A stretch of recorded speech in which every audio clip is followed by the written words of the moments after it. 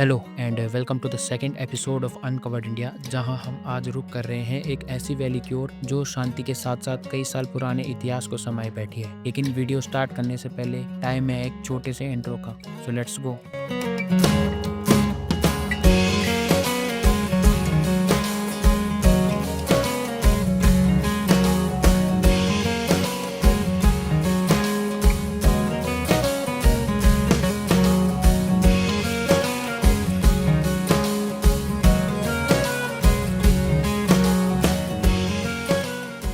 India जैसे populated country में बहुत कम ऐसी जगह है जहां बहुत कम लोग रहते हैं। उनमें से एक है स्पीति वैली। यह कोल्ड डेजर्ट हिमाचल के उत्तर पूर्वी हिस्से में है और यह लगभग दिल्ली से 10 गुना बड़ा और पॉपुलेशन में सिर्फ 0.1% कम है। इस वैली तक आने के लिए आपको बस से शिमला से काजा तक आना पड़ेगा। अगर आपने ये बस जर्नी की तो ये बस जर्नी आपकी अब तक की सीनिक बस जर्नी होगी, क्योंकि आपको रास्ते में घने जंगल, सतलज नदी, किन्नौर कैलाश पर्वत और भी कई सारे व्यूज़ देखने को मिलेंगे। यह बस आपको ड्रॉप करती है काजा, जो इस वैली का हेडक्वार्टर है और यहाँ का मुख्य शहर भी। स्पीति में लोकली बोली जाती है बौद्धी लैंग्वेज, जो कि एक तरीके की तिब्बती लैंग्वेज है। और यहाँ हेलो या नमस्ते नहीं बोला जाता, यहाँ जो बोला जाता है वो है जुले। इस वैली को और जानने के लिए रुक करते हैं 1000 साल पुरानी एक ऐसी मोनेस्ट्री की ओर जिसे रिंचेन जांगपो नामक एक महान अनुवादक ने 11वीं शताब्दी में इसे बनवाया था, की मोनेस्ट्री।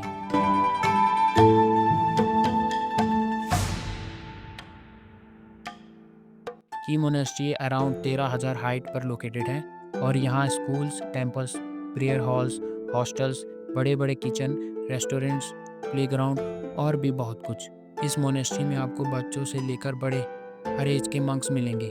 मोनेस्ट्री में लगभग 12 बजे सभी मंक्स प्रेयर हॉल में आके प्रेयर और चांटिंग करके अपना अपना लंच करते हैं और इवनिंग के समय सभी मंक्स बच्चे खेलने के लिए चले जाते हैं। और यह कुछ भी हो सकता है, फुटबॉल, क्रिकेट, मतलब कुछ भी।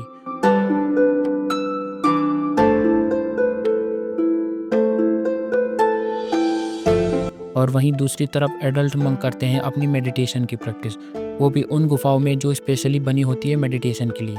मोनेस्ट्री का यह सन्नाटा और अनुशासन हमें यह सिखाता है कि शांति ढूंढने के लिए पहाड़ों की ऊंचाई नहीं बल्कि मन की गहराई चाहिए। शायद यही इस मोनेस्ट्री का असली रहस्य है। वहीं की मोनेस्ट्री से लगभग 30 किलोमीटर दूर लोकेटेड है लांगजा विलेज। लगभग 150 मिलियन वर्ष पहले लांगजा की यह भूमि समुद्र के नीचे डूबी हुई थी, इसीलिए आज यह गांव फॉसिल विलेज के नाम से भी जाना जाता है। और फिर 1000 साल पहले बनी ये बुद्ध भगवान की स्टैचू, गांव वालों की मान्यता है कि यह पवित्र स्टैचू सदियों से उनकी रक्षा करता है और यह स्टैचू उनके संस्कृति आस्था का प्रतीक है। गांव वाले इस स्टैचू को अपने संरक्षक के रूप में पूजते हैं। लांगसा विलेज में टोटल पॉपुलेशन 130 से 140 तक की है और यहाँ सिर्फ लगभग 30 से 35 ट्रेडिशनल मड हाउसेस हैं। लांगजा में आपको होम स्टे, कैफे वगैरह देखने को मिल जाएंगे। अगर आप लांगजा से 8 किलोमीटर आगे जाते हैं तो आप पहुंचते हो हिक्किम विलेज, जहां दुनिया का सबसे ऊंचा पोस्ट ऑफिस है, जहां से टूरिस्ट अपने खुद के पते पर एक चिट्ठी भेजते हैं। स्पीति में इन खूबसूरत जगहों के अलावा इसका एक दूसरा पहलू भी है, जो कि है ग्यू विलेज। इस विलेज का सबसे बड़ा आकर्षण है 500 साल पुरानी मम्मी, जो कि 1430 एडी के आसपास की मानी जाती है। कहते हैं यह मम्मी लामा संग टेंजी की है और इस मम्मी को जो सबसे खास बनाती है वो है ज़्यादातर मम्मीज़ को रसायनों से लपेटकर बनाया जाता था, लेकिन यह मम्मी नेचुरल मम्मी है। लामा ने खुद को समाधि में बैठाया और धीरे धीरे अपने शरीर को मम्मीफाई किया। खुदाई के दौरान यह मम्मी ध्यान मुद्रा में मिली और एक हाथ में माला भी थी और उनके त्वचा, दांत और बाल आज भी साफ दिखाई देते हैं।